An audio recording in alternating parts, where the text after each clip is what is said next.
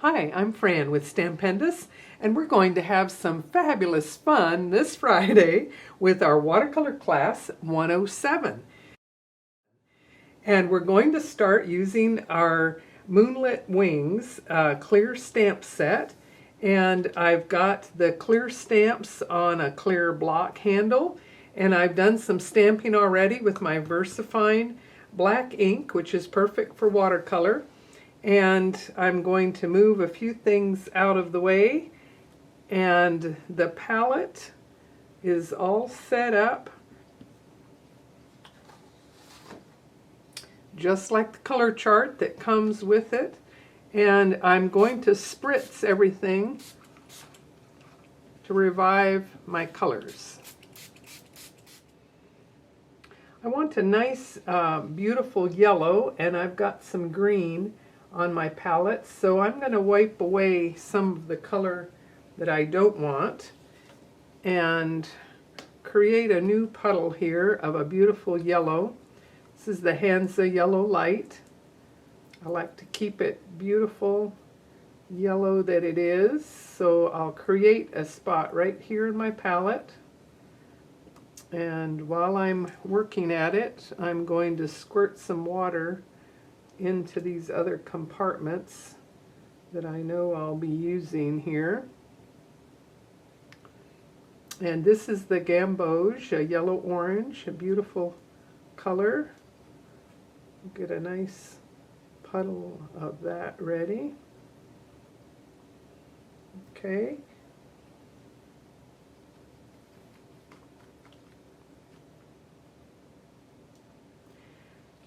So I've trimmed these panels to about the size that I want to work with, and because we're doing light areas of paint, I'm not going to be getting it that wet that taping the edges is going to matter.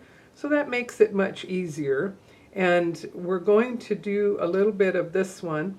And you can see this one is really limited color, but I've set it off with a beautiful patterned paper that makes a lovely card, and it's so quick and easy to do.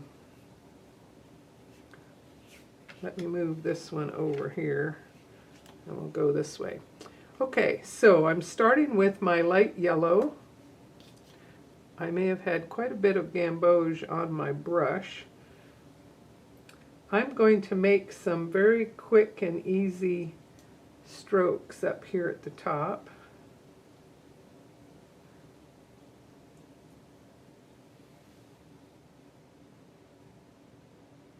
And we're going to let that dry, and then I can come back in and add a little bit more. I'm using a different one of the stamps on that one, so they'll look a little bit different. And now on this one over here, I'm going to work on the two together, and I'm going to start, looks like all of my gamboge color has traveled over here. Cleaning off in my swamp.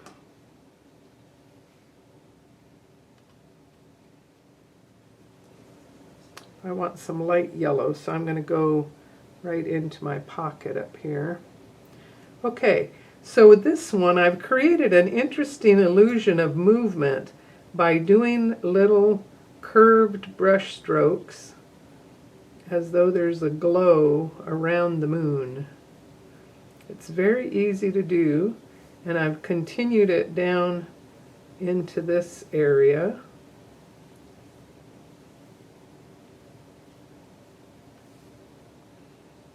Okay, and then I'm going to add some more of the gamboge wet on wet here, since these two will mix together. And then I'm going to add a few more circular brush strokes with a little bit deeper color. Okay. And then I'll go back over here and enhance the color a little bit on the moon.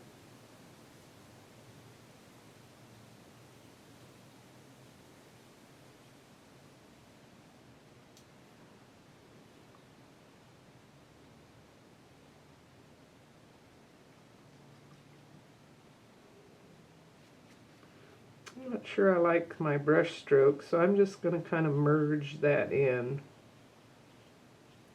maybe bring it down a little bit further into the flowers here. Okay.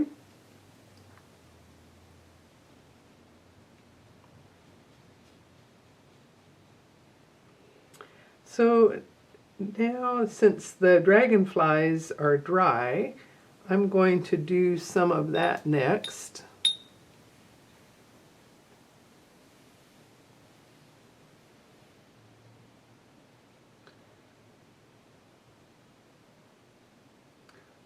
My gambos just sort of traveled all over the place. To get a lime green, I'm going to get a lot of the yellow in this pocket with only a little bit of the phthalo blue, and with a nice light kind of a lime green color. I'm going to come in just here and there on the wings. And even that looks like a bit more color than I want. So I'm going to use my brush to kind of mop up some of that color.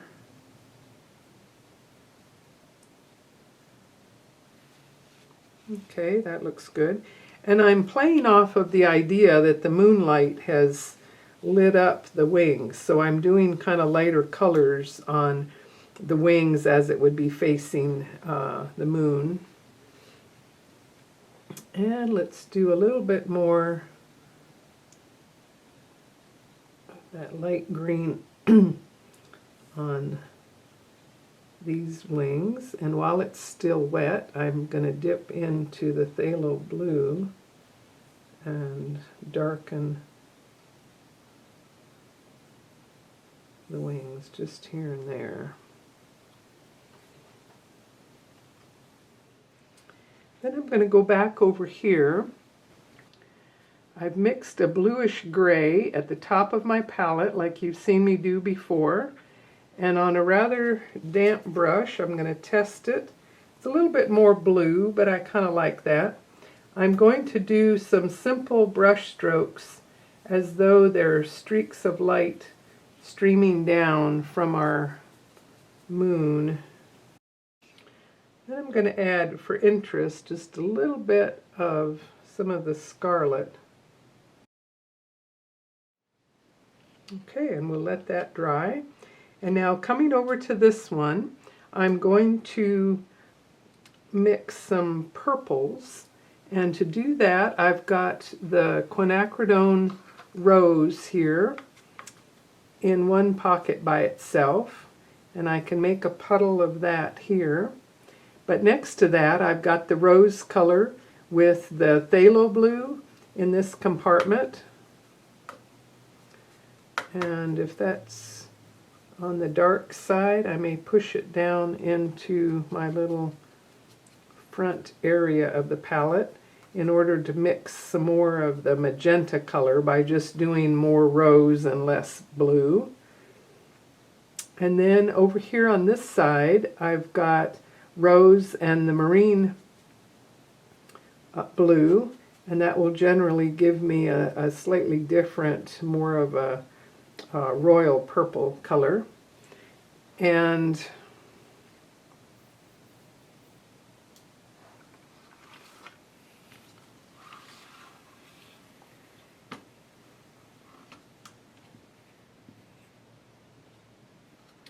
in hopes of getting a little bit more of this in view, I'm going to, I liked the duskier purple color, and, and to do that I'm putting the purple that I had up here into this compartment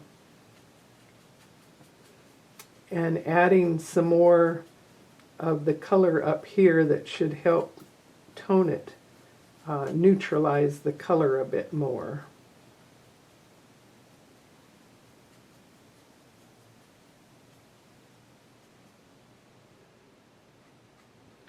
And then if I want a bit more of the magenta, I can bring that up from my other puddle area. And now that's quite dark, so I'm going to very carefully add just a bit more water. See if I can save some of the paint by taking it off my brush. Add some water. Okay, now there's the lighter shade that I'm looking for. Okay, so now I'm going to do some other strokes here, just curved brush strokes.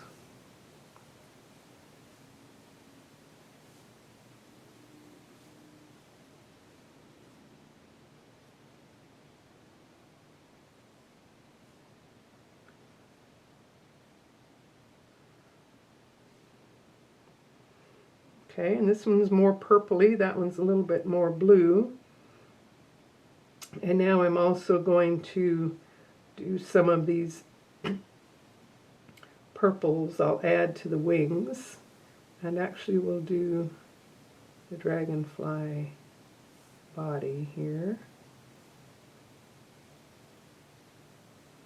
Next time you're outside on a moonlit night, study and see where there may actually be shadows. I was quite surprised when I went out and I could see shadows of the house itself against the lawn on a night where there was a full moon. But in some ways we're just kind of playing off of the idea of some reflected light here. And we can have some artistic license anyway.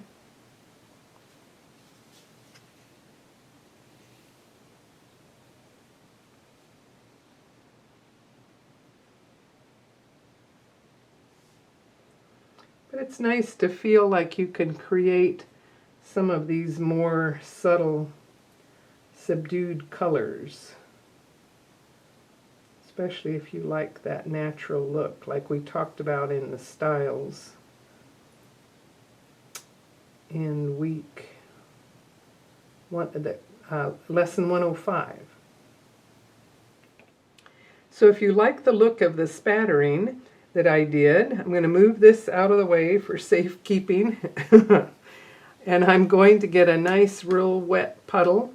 I'm going to load up my brush till it's almost dripping with so much paint. I'm going to test it over here.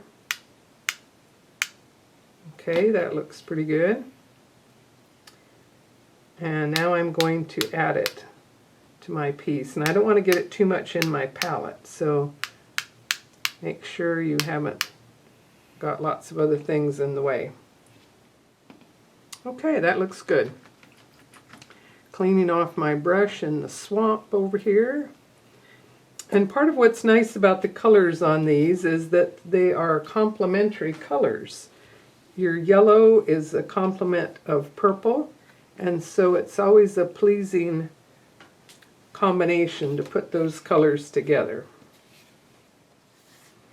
And by complementary, usually on a color wheel, complementary colors, as we say in here, will be across from each other. So yellow to purple, red to green, orange to blue.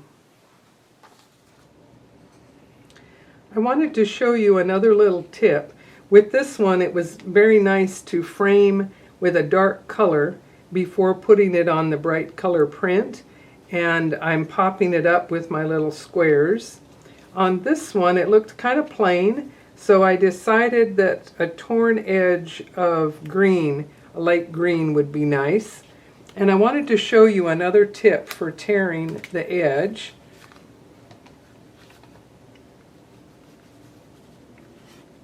I started with a larger piece, and using my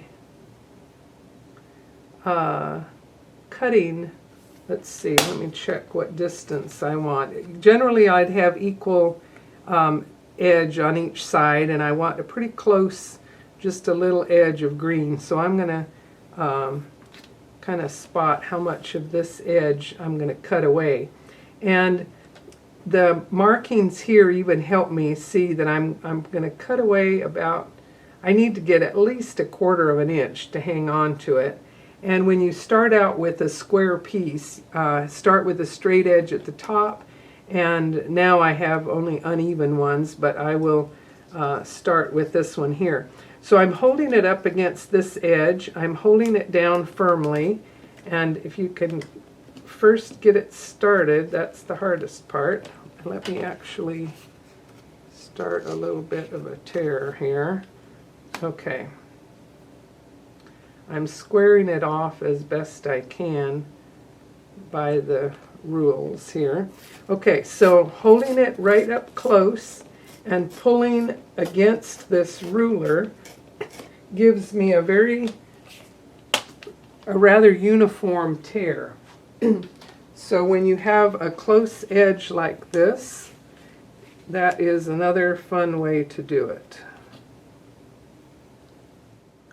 Now let's paint this butterfly with a little message within the painted area. I've got a 3x3 inch piece of watercolor. I've taped it down on the edges, and I've made sure I remove some of the tackiness of the masking tape. That's a nice neutral color. Make the overlap coming in about the same on all sides, and you won't have to do any more trimming later. I'm using my VersaFine ink. I have the little message, give yourself time, inked up. And as I mentioned before, especially with messages, you can't have a misprint and still read it. So I'm testing it to get the feel of it. What's nice, even pressure. Okay? So if you stamp it first, and you're not happy with it, you turn your paper over before you go any further. I found even I don't have the courage to stamp at the end after I've painted, because if I'm happy with the painting, I don't want to risk it with adding a message. And we're going to show how we intentionally do our color values to work with where the message is so that it remains readable. We're going to let this dry. Let me show you how I created this interesting backdrop to the little watercolor.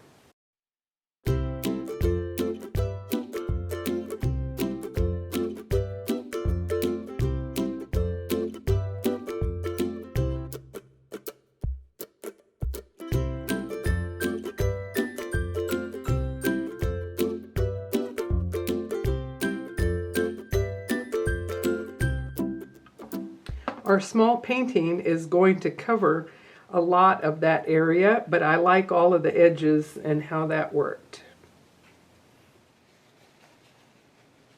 My puddle of gamboge has just moved all the way into this compartment, and since I want to work with my greens here, I'm just going to clean up a bit of that color.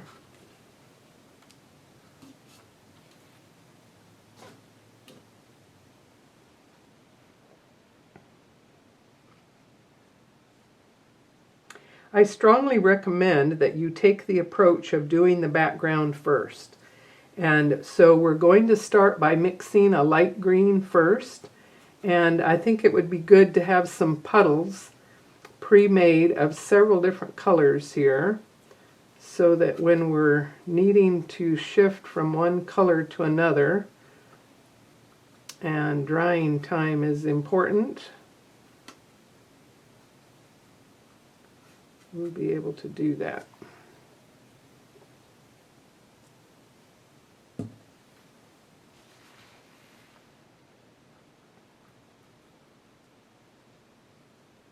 So I'm going to get a lot of this darker green by using a lot more of the blue, which is the phthalo blue. And I can make use of this little area down here to create quite a good puddle. And since I want a pretty intense green and it dries lighter, I'm going to make a bigger puddle. Have it ready. Okay. Okay, we're pretty much using a family of greens that we're going to get from using the yellow and the phthalo, which is this blue, in this pocket. The colors over here are going to give us a more olivey color, and I might want a bit of this other blue to create another dark shade over here, but I don't really want the olivey colors per se at the moment. I actually have to clean off my brush to get some more of my light yellow here. Okay, now there's the light green I want to start with. Okay, so I'm going to start up in this corner, and with a rather wet brush, start with my lightest area, and then wet on wet, just keep adding to it. And I'm not going to do the masking around the butterfly since it's pretty easy shape to work around. But I'm going to make sure that area doesn't get wet while I add some wet on wet. So my brush strokes are short and kind of choppy, which might give me the illusion of foliage here in the background. And having the puddles of each of those different shades of green, I just keep moving from light to darker colors and blending it together wet on wet. Let's do this area up here while that edge is still wet. And you can blend it together again with these little short brush strokes.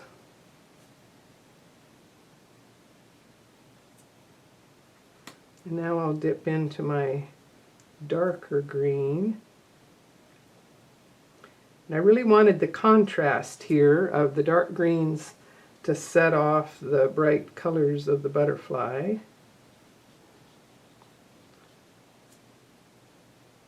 So just come right up to the edge of the wings. And here this may have dried a bit, so using that little dabbing sort of motion. Maybe I'll do some more up here.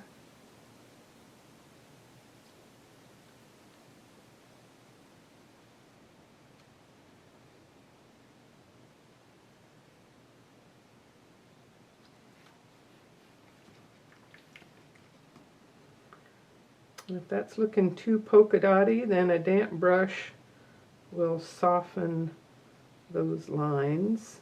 So I'm intentionally leaving the lightest area around my message and then working darker down into this corner.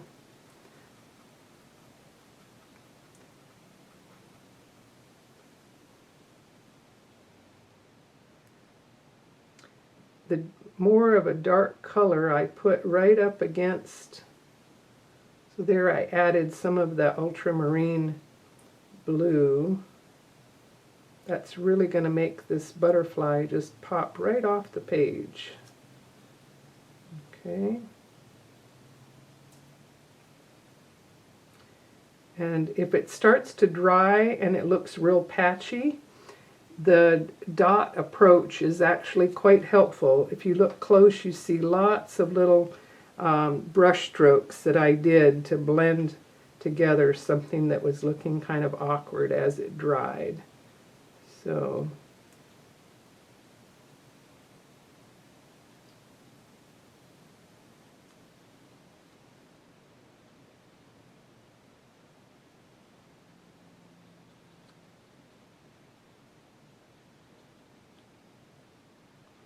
okay, it doesn't need to be a smooth airbrush look, but in this case it'll look like some light perhaps streaming through the foliage where this little butterfly is hiding. And like the message says, give yourself time to enjoy learning all the tricks of watercolor.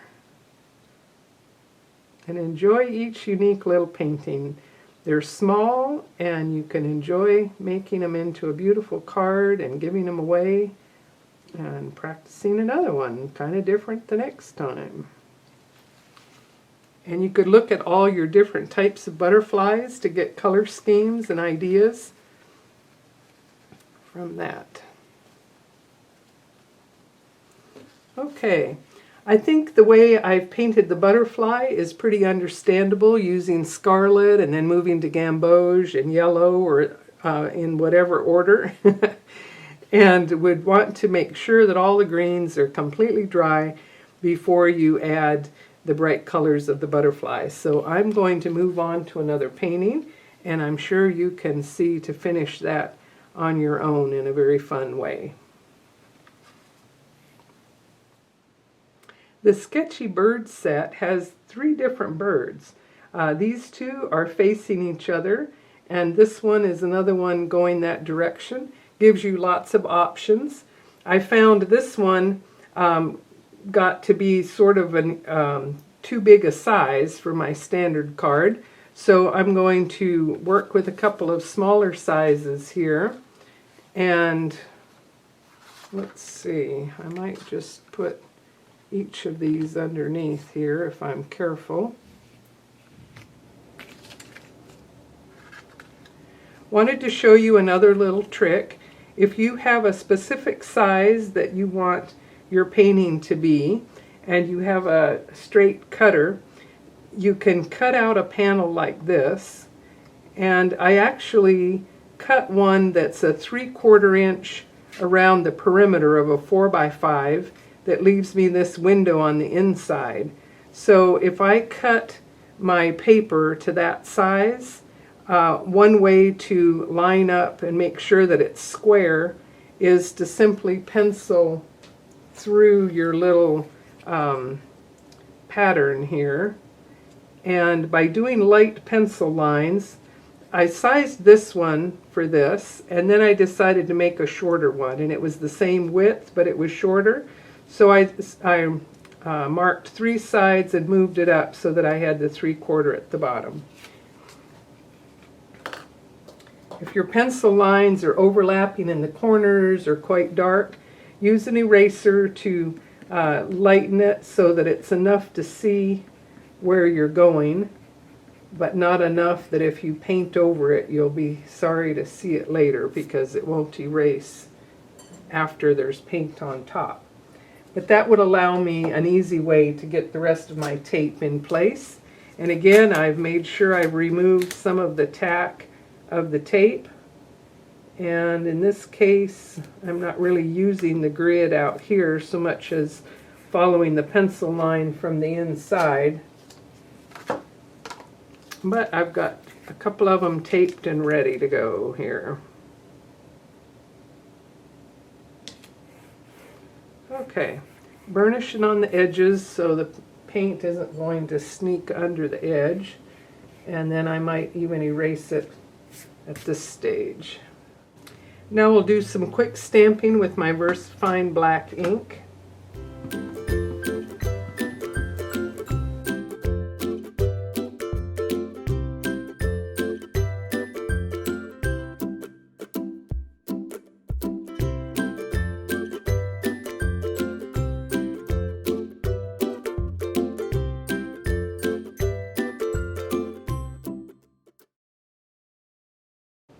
I think it's always preferable to do the backgrounds.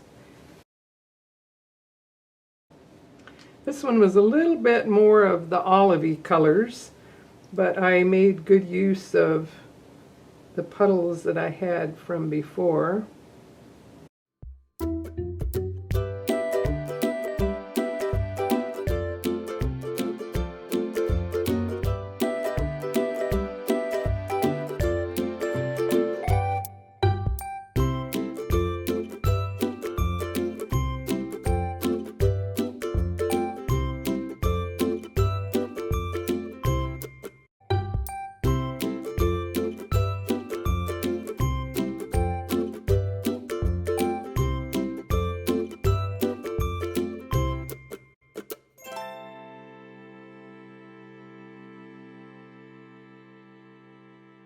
While that one's drying, let's do some blues in the skies and then get into greens down below.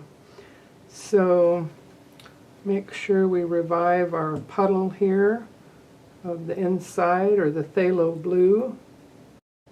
And I could use the masking pen to isolate these flowers, but I'm going to just show you my quick and easy approach here. Doesn't have to be that exact. We're having fun with the looseness of the watercolor style. When I've painted the birds and the flowers first, I generally am unsure whether I'd be happy with the background, so that's a lot of why I like to do the background first, and then I play off of the values of that when I come back and paint in the colors of the birds. Okay, and then while this is still wet, I'm going to add my greens down below, because in this case, if they mix together, I think it's just kind of fun. And these colors were much more olivey colors, so I went to the top of my palette. I know it's out of view, but if I want a duskier color, I dip into that area where I was doing my cool blacks and whatnot. And if you want it to look more grass-like, do some vertical little brush strokes. So when those have time to dry, then let's take a closer look at how we painted in the colors. So with the flowers, I used a soft rose and a more pastel color, and then your attention goes to the little bird because of the bright yellow here. And I just colored very simple with some of the muted colors like we talked about in a previous one where we wanted the more natural colors and look of the bird feathers. And this one is quite similar and in its coloring, with some of the browns and grays set off by the yellows with just a little bit of the scarlet. And so be sure and let those backgrounds completely dry. If you want to work over them again and add something to it, make sure you've done all of that before you decide to paint the birds themselves. That way it'll keep your colors nice and fresh. Next we're going to do some sunrise or sunset paintings that have quite a bit more color to them. And these get a little bit trickier the more you have added colors together. But notice that these are on the pastel end of the spectrum. And I started out with, let me show you here, some that were very intense color. And they can kind of be fun, but they are harder to control. And you might feel like there's fire going on in the background if the color is too wild. So take a look here. Let's set this one out. So here we have quite intense color, a little bit lighter,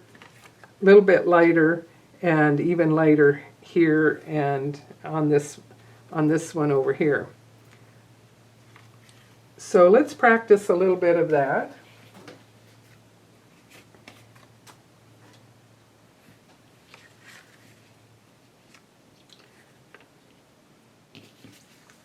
And I'll guarantee you it'll be different each time, so I might even do two of them here at the same time.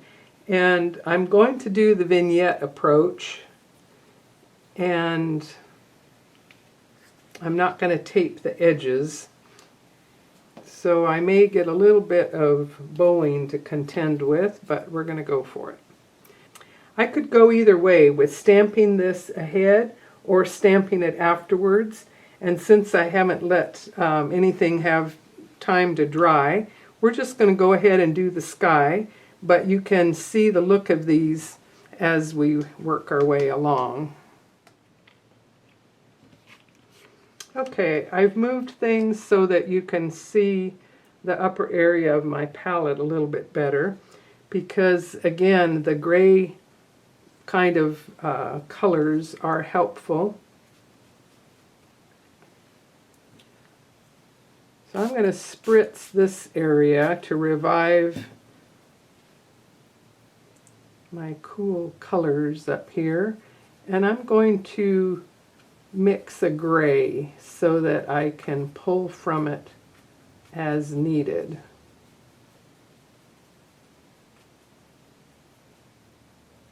Okay, that's kind of a bluish gray, and I think that will be helpful. I know it's a little bit out of view, but I've got some purple over here as well.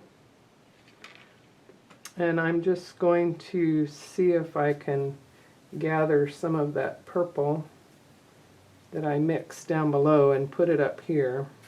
Starting with a nice wet brush and this gray blue, oh that's nice, although it's a little bit light. I'm going to start with some of this color up here at the top,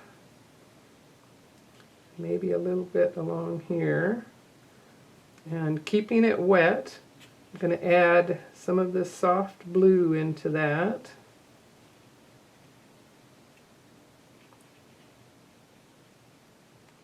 I've tried looking at photos of sunrises or sunsets, but when it comes to painting them, it happens so fast on this scale that it's hard to really capture the look of a particular lighting of sunset, but it does give you some ideas for color or pattern, or let's say an upsweep of movement of the clouds.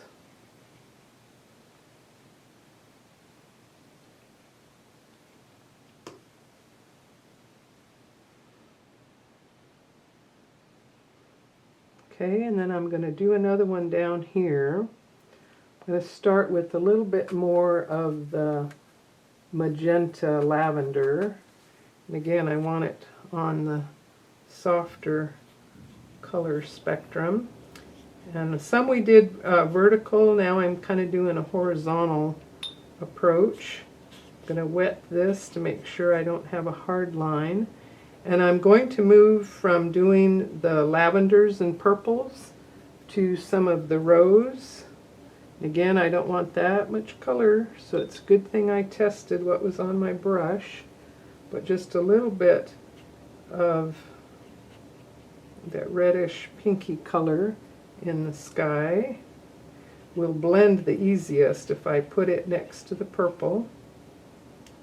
I'm trying to keep all of this on the light side, and now I'm just going to work my way back to some of the scarlet with a real wet brush. And I'm kind of letting my brush kind of go up and down to make some interesting shapes. And then I'm adding some of the gamboge.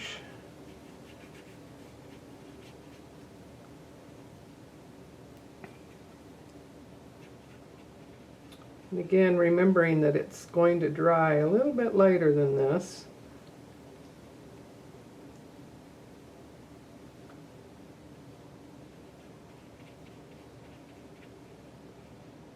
But you can see how light my washes of color are.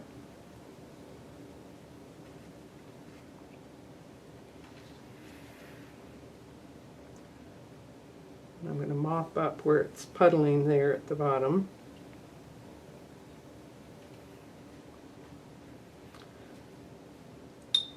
So the purples up here faded a little bit more than I like.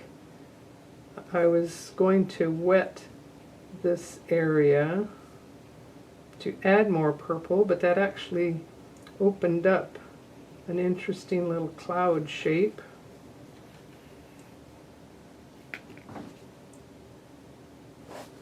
I'm going to show you something I don't usually do. It doesn't work as well on a small scale as sometimes on a larger painting, but sometimes blotting, as long as you keep changing the look of it, might give you some interesting patterning in the sky that can look like soft clouds.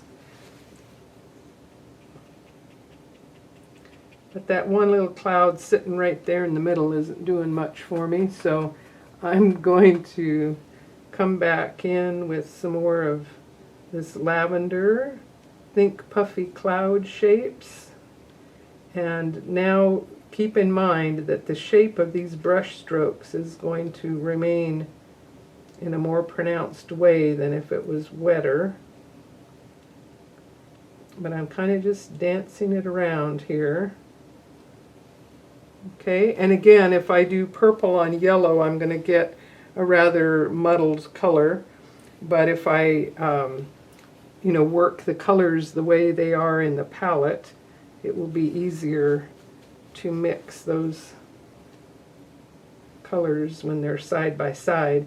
And again, an orange next to blue, which is also a complementary pair, is going to give you quite a dark color.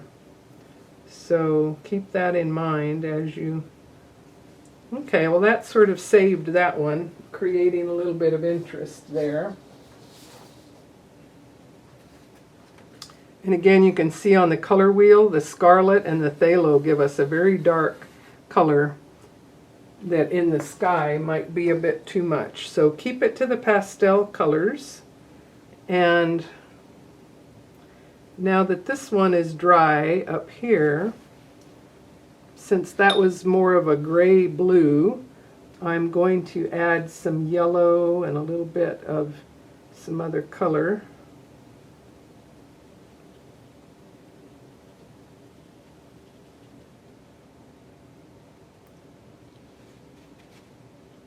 So practice adding color wet on wet compared to letting one layer dry. And you can see that's not looking good, so I'm doing my mop-up technique, which will really minimize any of that yellow.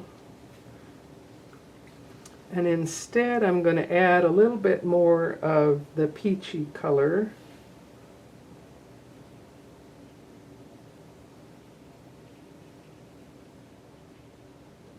And some of the patterns that dried are kind of interesting. But maybe I'll add a little bit more of blue.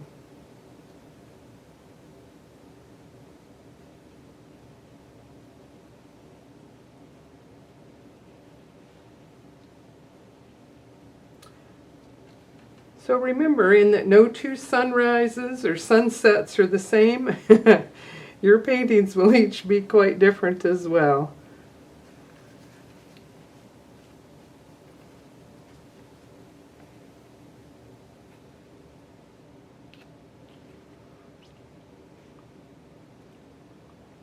This one surprised me by being the more interesting one in the end.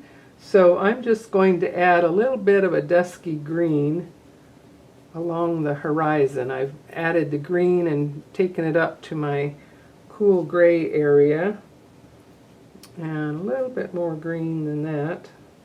Okay, and I'm just going to run a bit of this green as my horizon line across the front. And since that might normally be a bit darker than that, I'm going to add to it a darker color here. Okay, and you don't want a straight line, you want more of a wiggly line, which might indicate some little hills or the terrain.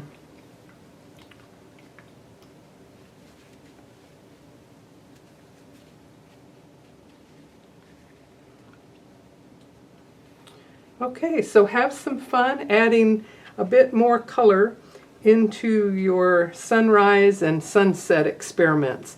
And this one you can see my brush with just a damp brush, while it was still damp color, I lifted most of the white that you see right up in that area. So pay attention to your brush strokes, and I was actually, to lift the color, I was actually pressing just a very slightly damp brush. Press hard to the paper and lift, and see if that will lift away some of the color.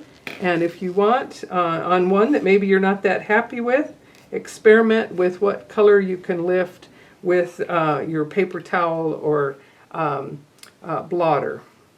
So now you can ride off into the sunset with our fun little stamps and watercolor.